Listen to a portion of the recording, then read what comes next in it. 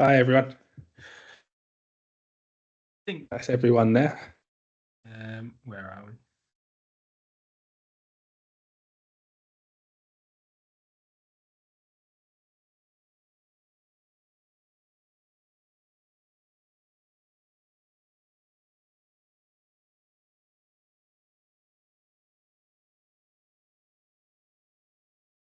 Still join so that I can then get started.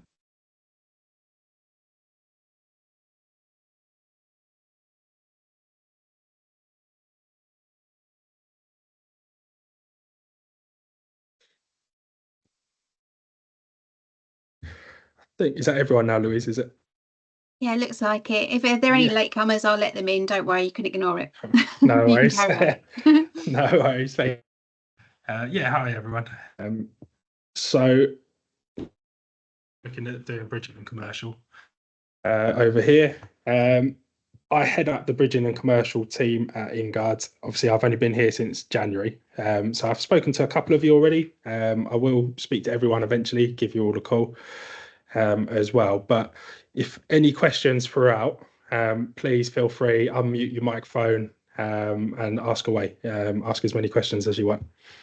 And I'll answer them as we go along. And I'll keep it on the presentation side, but we'll have it a bit more interactive. So yeah, bridging and commercial, pretty straightforward. Why choose us? Really going to be the lowest rate in the market on in terms of fees and commercial stuff. So I get paid a higher proc fee than you might do if you went directly to, say, a bridging lender, where they might pay you 1% as a proc fee and they'd pay us 2%. So you'd earn the same amount as if you went directly by going through us, but I do all of the hard work for you. So you can pass me a name and number and we can get going on it. Call the client, get moving. Charge 995 and I'm charge 995 at offer stage as well. So the client's not going to pay anything unless they know that there's something in place and we're just waiting for their solicitors to go through. I'm always going to put your client first. So I'll treat your client the same as if you were dealing with the deal yourself. So I'll always treat them fairly, pick up the phone to them. I'll always reply to them normally within half an hour to an hour, if I'm on the other line or if I'm in a meeting. So basically, I'll treat the client the same as you treat your client on there, so you can hand them to us and work with us in partnership rather than me just taking it. I'll keep you copied in do as well. So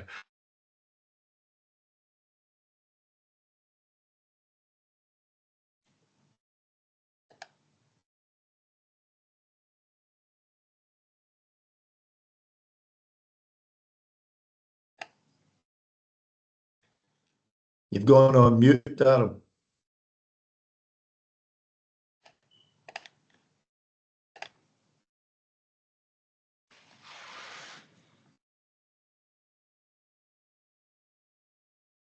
Darryl, you're on mute, You're on mate. mute.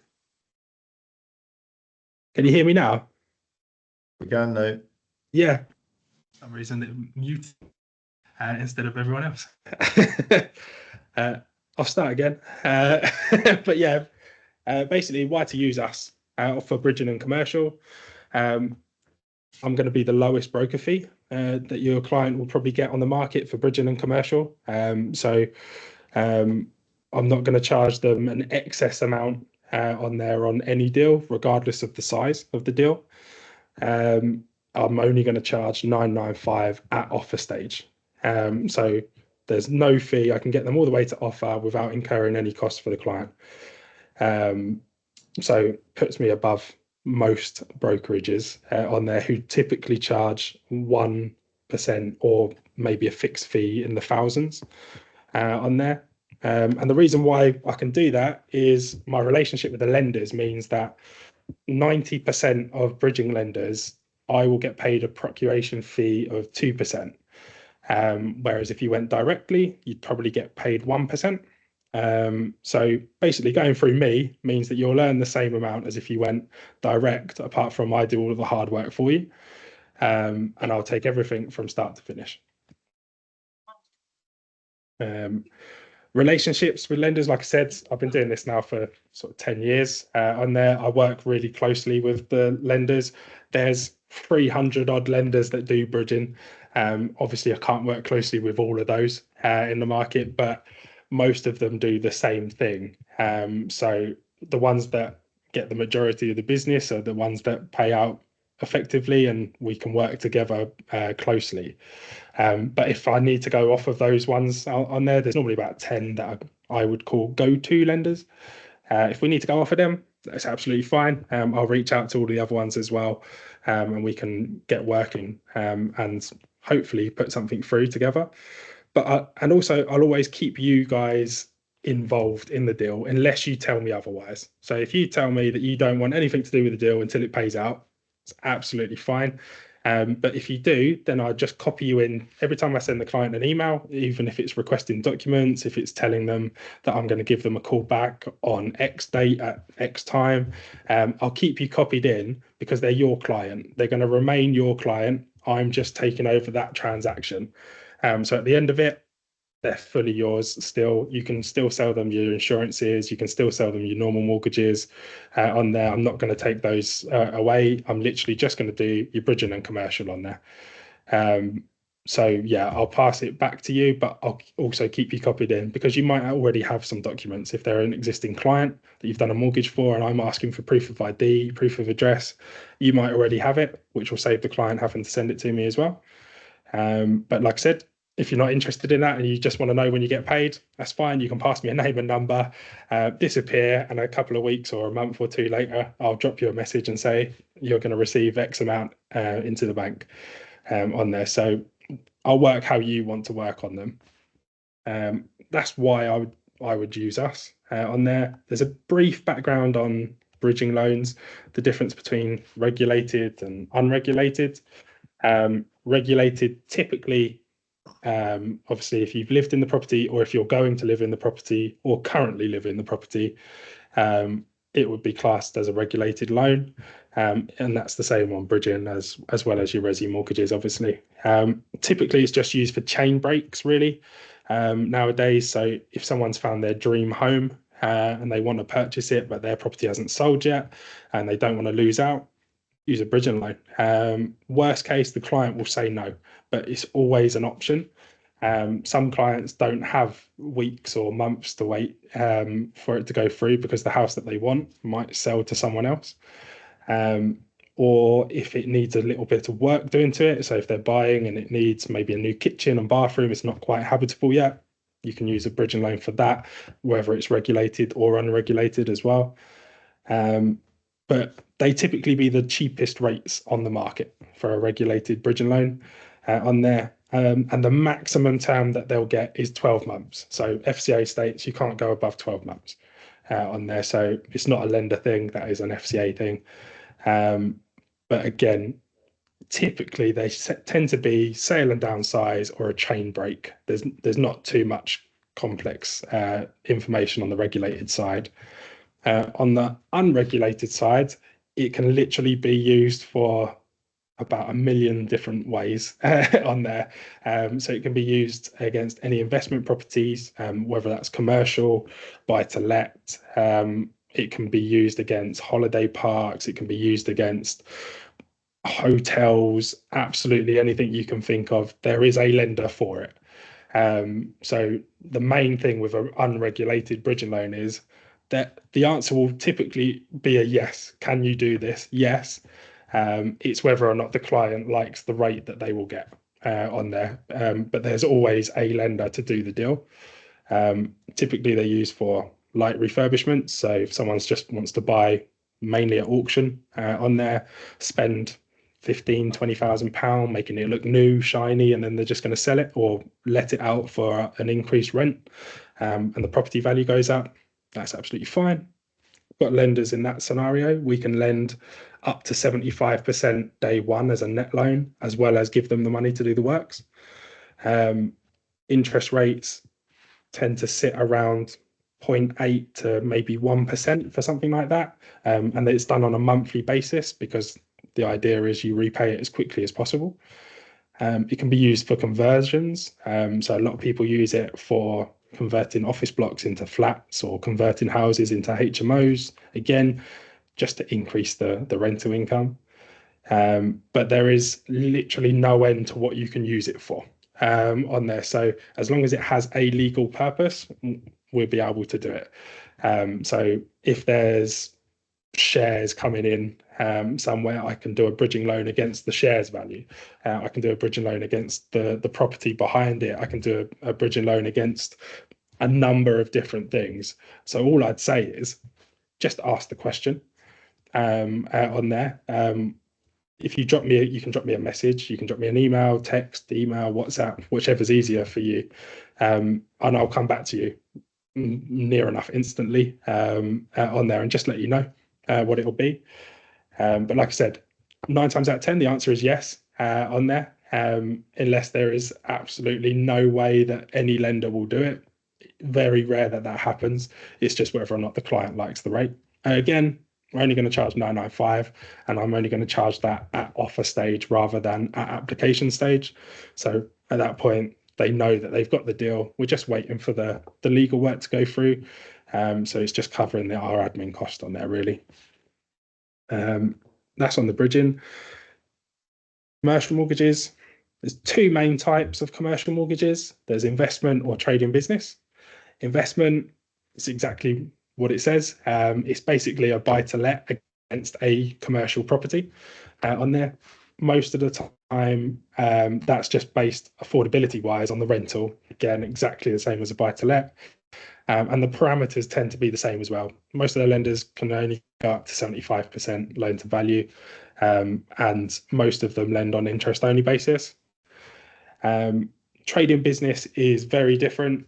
So if you owned an estate agency and you wanted to move into a new shop on there and you're going to operate from it yourself, then that's when we go into a lot more detail on there. So that's when I'm going to need information like trading accounts, business bank statements, asset and liabilities forms. And those lenders there tend to go through absolutely everything up front before they'll give a quote. And that's purely because they're quoting that individual deal. So there is no sourcing system. There is no, some lenders have product guides, but most of them go off of the product guides anyway. On there, if they like the deal, they will do the deal. I refer to it as old school business banking. On there, it's more of a get to know the person, get to know the deal. And if they like you or if they like the deal, they'll do it regardless of what it says on their criteria or their product guide. So the easiest way to ask that question is literally, are you going to be moving your business into it or letting it out? There's a couple of ones in between that. So there's one called OpCo, PropCo. Basically, tax reasons, someone might purchase the property in an SPV and let it to their other limited company. That's all it is. We're still going to class that as a trading business because the interest rates on a trading business are much cheaper than what they are on an investment. And one of the key takeaway points with a commercial mortgage is, and it can be slightly controversial because if you're just doing residential mortgages and you hear the word high street, you assume that is the best rate or the best deals are the high street deals. That's not the way this works on a commercial mortgage. In fact, commercial lenders or commercial high street lenders typically aren't the best option on there. Their interest rate is normally very similar, if not more expensive than what you would get on just a standard commercial lender, but they're not very flexible, especially when it comes to investments on there. So if someone's letting the property out, most of them cap their lending at say 65%. They make them do it on a repayment basis. They ask for the size of your shoelaces before they'll even lend. Whereas you can go elsewhere, interest rates cheaper, it's more flexible, higher loan to value, and just standard questions that'll be asked. similar to like you would do on a buy-to-let mortgage. So don't be fooled by the word high street when it comes to commercial lending. It's not the best on there, and they tend to take a very long time to go through. So I think I spoke to, I think it was NatWest or Santander a couple of weeks ago, and their average turnaround time was 7 to 8 months from start to finish. And I'm sure you don't want that relationship with me for 7 to 8 months going through it, whilst the client's trying to maybe purchase or raise some money. Not many people have that long to wait on there, so they tend to want it there and then. And the other lenders will operate within a 2 to 3 month turnaround, depending on your client's speed at getting stuff back in. So yeah, commercial mortgages, just pass them over. I would say the easiest way to do that is the quicker I get in front of your client and ask the questions, the quicker we can get the deal moving. They do take longer than a residential mortgage, so that speed up front and everything I can do in between to make it quicker for you is key on there. Again, I'm not taking the client from you. I'm going to keep you copied in. I'm going to keep referring back to you. The client is your client on there, and effectively you're my client at that point as well, because I'm doing the deal for you on there. So get me in front of them as quickly as possible, even if it's just a name and a number because someone's mentioned the word commercial mortgage. Send it over. I'll give them a call and let you know how it goes. We offer development finance as well. Quite a lot of that, again, is get me involved as early as possible. If a client's already started the development, it makes it a lot trickier, especially if they've already been out to lenders themselves, which happens fairly often. And 9 times out of 10, that's because they've tried to use a broker who's charged a high fee on there. So they're trying to cut out that 1% fee that the other broker is charging. But they often mess up the deal on there. So if they might have been to the right lender, but presented it in the incorrect way to that lender. And this type of finance is very manually underwritten. It is someone making a decision on there. So it's the way you present it to them is vital. So if you get me there before the purchase on there, I can run through a whole plan of how we're going to do it, which lenders we're going to go to, and also what their end goal is. If they're going to keep it, we can also look at the exit routes. If they're building a shop with a flat above, for example, and they need a semi-commercial mortgage afterwards, I can get them the finance, but I'm going to have to evidence that they can repay it. So I'm almost working backwards as if it was already built. But I can talk them through planning permission. I can talk them through loan to GDVs. I can talk them through every stage of it at that point, and it's a much easier transaction. If the client's already purchased it, it's fine. It's not the end of the world. They might have purchased land with some planning on there, and it's got planning to build 3 houses, etc., or 50 houses, 200 houses, doesn't really matter on there. Again, just get them in front of me as quickly as possible, because there's so much detail that goes into before giving any type of finance. It's all about just understanding what they need. And I've been a development lender before. So I've been a BDM for a development lender, as well as a bridging loan lender. So I know the way that the lender looks at stuff, and it's very different to how a client might present it sometimes. So not everything looks as rosy as a client might make out on there.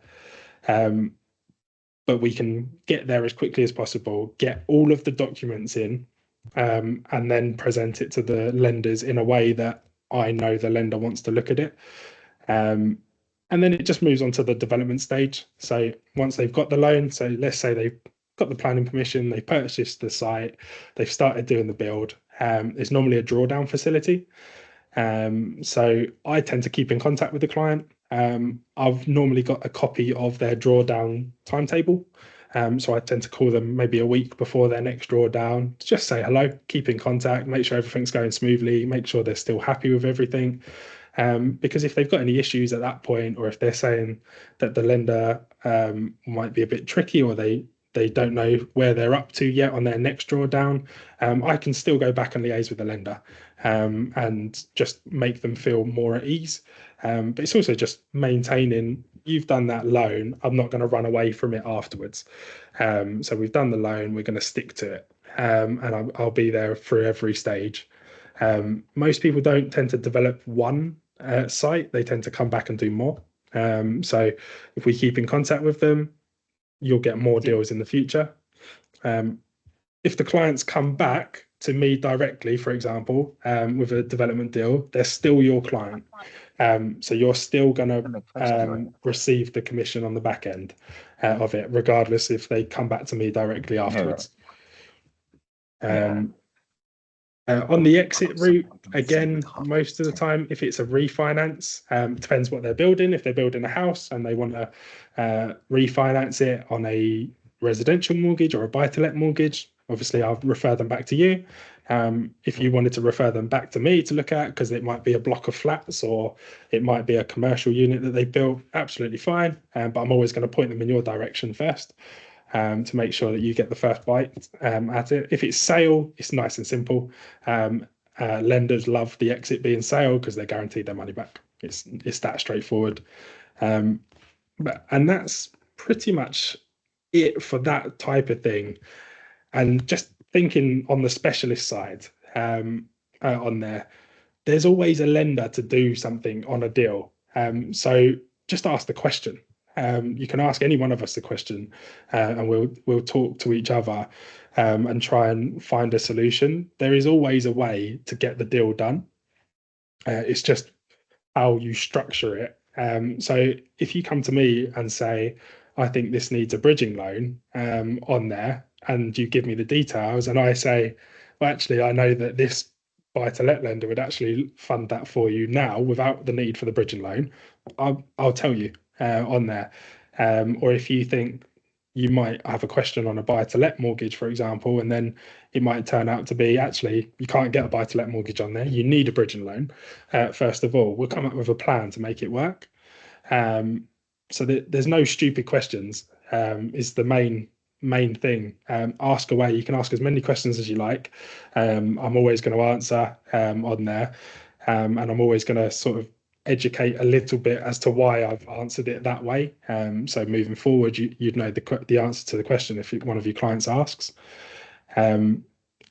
Introducing it to us is fairly straightforward. At the minute, I've got a PDF document that I'll send out to everyone. It's called a client fact find, but it's got really the basic details on there. So it's got name, contact details. You can pass it across with just a name and contact details if you like. If you've got more, it saves the client telling me the rest of it. So if you've got address history, the property security address, etc., you can put that on there as well. But just fire it over to our inquiries inbox, and I'll pick it up and come back to you. Like I said, I aim to come back to you within sort of an hour maximum. If I'm in a meeting or if I'm out doing anything or on the phone, I'll come back to you just to let you know I've picked it up, and I'll review it and reply as soon as I can. But yeah, the main thing really is, have you guys got any questions? You can fire away on there. I've talked for long enough on mute as well as off mute. Yeah, any questions about how to introduce them or what to look out for, anything like that, just ask away.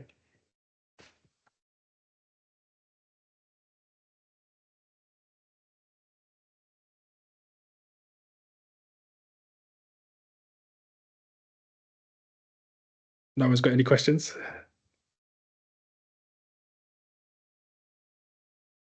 You must have done a really good job, Darryl. Explained everything. Darryl, Yes. what about expats or people living abroad, that type of client? Yeah, expats are absolutely fine. Most lenders are okay with them now. It's going to depend on what the exit route is. So if it's sale, if they're just buying something over here to flip, nice and easy, pretty much 90% of the market would do that. on there. If it's a commercial mortgage, again, they think more manually, so it's not just a tick box. So if the client's got other properties or investments elsewhere, they'll take those into consideration. So we can do those. I would say ignore what they say on their website on commercial mortgages, because criteria isn't really criteria. If they like the deal, they'll say yeah. But yeah, there's an option for them. If it's an exit onto a buy-to-let mortgage, for example, it's just work backwards. Can you get the buy-to-let mortgage once the bridging loan's been done? If the answer is yes, then a bridging loan will give you the money up front. So yeah, plenty of options. So effectively, you follow the rules that we would do within the mortgage market with regards to foreign nationals, etc. How long they've been in the UK. If as long as there's an exit with a bridge, I'm sure there's someone who will lend. Yeah, bridging lenders is very backwards. If I can go to a bridging lender and say, here's how you're going to get your money back, they will give the client the money up front. It's that straightforward. They're quite simple, simple people at bridging lenders.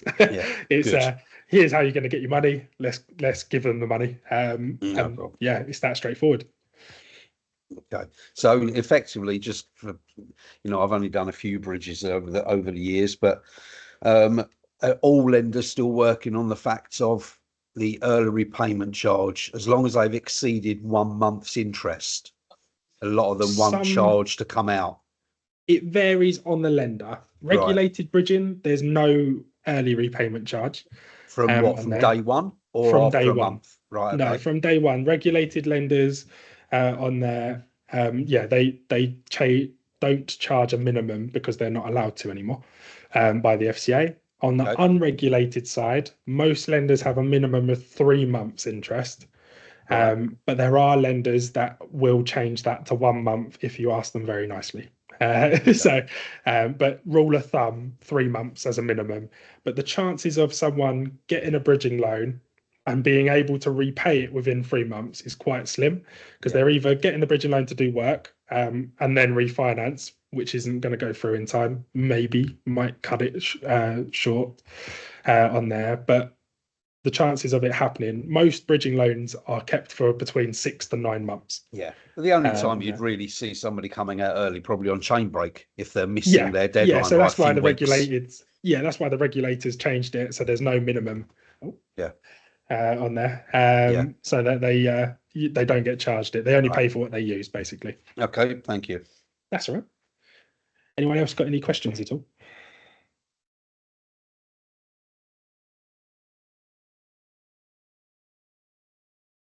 No, are we all good? No worries. I've got a question, Darryl. Yeah, go for it. So how would you say the bridging market and the commercial market is at the moment in terms of lender spread and stuff like that? So bridging, like I said before, there's about 300 odd bridging lenders. So there's a lender to do your deal. I can almost guarantee that I can get you a yes. It's what will that rate be on that yes. So there's no such thing as a quick bridge anymore. It used to be I need it quickly, so I need a bridging loan. That seems to have disappeared on there. They're still slightly quicker than a normal mortgage, especially if it's a commercial. They tend to be a lot quicker. But gone are the days of let's turn this around within a couple of days on there. They don't really exist anymore because there's so much scrutiny on the exit route on there. So I think probably 8 out of 10 bridging loans, the exit is actually refinance because people want to keep hold of stuff now and get some passive income coming in. And those lenders tend to be a bit trickier to deal with, or there's something wrong, or it's hard to prove that they can get out of it. So typically I'd say a bridging loan will probably take 4 to 6 weeks from start to finish. Most of that is going to be reliant on the client sending stuff in when it's asked for, and the client's solicitor having experience. That is a huge factor as well as bridging and commercial. Is the client's solicitor is going to be the one that holds quite a lot of it up if they haven't done bridging or commercial mortgages before, because they will be sent what looks like a very extensive list of stuff, and they tend to just leave it until the last second and think that is the be all and end all on there, when it's most of the time classed as an initial list of inquiries. So there is going to be follow-ups on there. That holds a lot up on there. In terms of commercial lenders, it's quite competitive, I would say, at the minute. The likes of Alaka Bank, for example, have recently changed their solicitor stage, where they're now acting more like a bridging lender. So they take indemnity policies on quite a lot of stuff. Saves probably about 3 to 4 weeks of the process on there. And they're fairly flexible in terms of what they're willing to lend on. So I've got holiday parks, I've got castles, hotels, half burnt down castles on there as well, from one of you smiling in the chat. And there's a lender for them, and they will do the deal. It's just they might take a little bit longer to get their head around it. And it's purely because they don't have a computer system, most of them. It's me sending an email or filling in an application form and somebody actually reading through it and making a decision with a credit team, rather than just keying it onto a computer system and it says yes or no. It's down to someone to say yes or no. It helps if you know that person sometimes. You can just pick up the phone and call them. But yeah, I'd say they're flexible. They've probably got quite busy. Quite a lot of portfolio landlords have diversified into commercial, because they've seen that it's sometimes less hassle, because they tend to have maybe a 5 to 15 year lease agreement where they don't have to fix anything if the property goes wrong. The rental income's maybe slightly higher, and it's guaranteed for a longer period of time. So it just makes sense. So I'd say client bank wise, they are moving more into commercial or trying to on there. So yeah, in general, it's in quite a good place. Interest rates don't move as much as on the resi side. So when the Bank of England base rate moves, most commercial lenders try and stick it out to see if it's going to move again. Whereas I know with everyone else on the residential side, it gets quite frustrating because everything moves fairly regularly. Whereas a commercial rate tend to go down or change maybe once a year. On there, they'll try and stick out and see what happens in the market first and make a proper commercially minded decision, rather than just jumping. So yeah, I'd say it's quite good currently. Anybody else got any questions at all?